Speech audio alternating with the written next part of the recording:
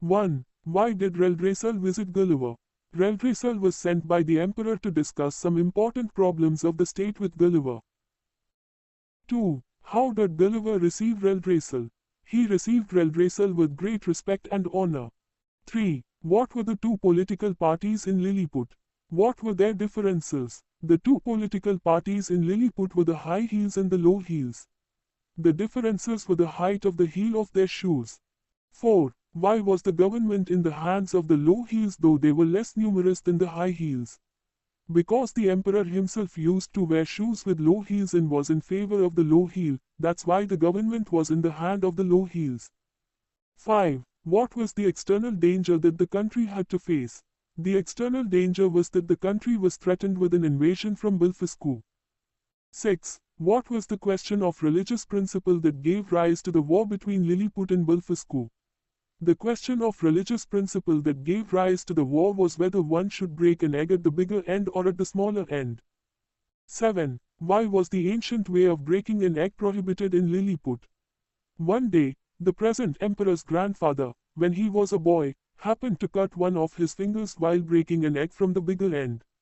So, the emperor published an order prohibiting the practice of breaking eggs at the bigger end. 8. How did the people take the new law? The people expressed bitter opposition to the new law. 9. What was the emperor of Bulfiscu's part in the internal trouble of Lilliput? The emperor of Bulfiscu gave sympathy and encouragement to those rebels who had escaped from the emperor of Lilliput. 10. What was the teaching of their ancient religion about the right way of breaking eggs?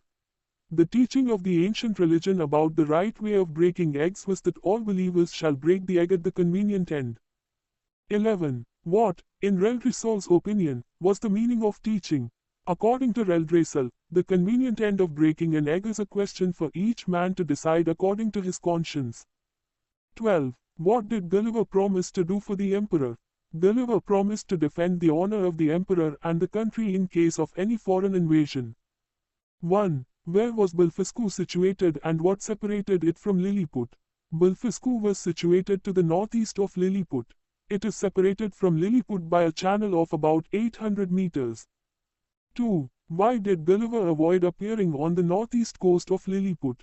Gulliver avoided appearing on the northeast coast of Lilliput so that the enemy could not see him.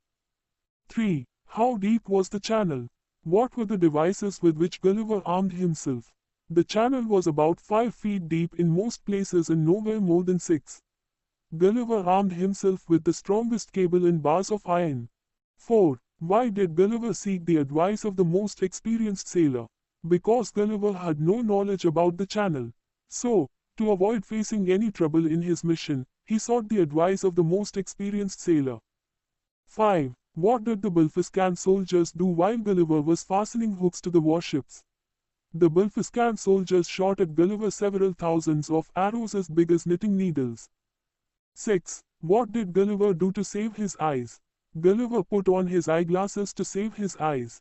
7. Why did the ships not move when Gulliver pulled them? Because the ships were held fast by their anchors.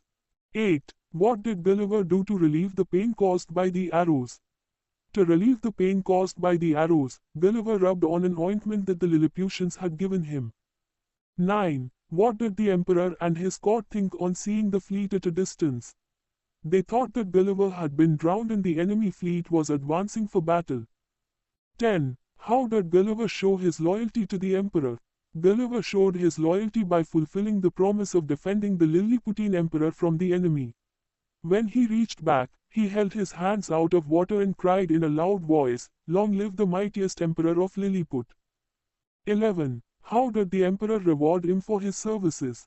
The emperor received him with great honor and made him a great lord on the spot.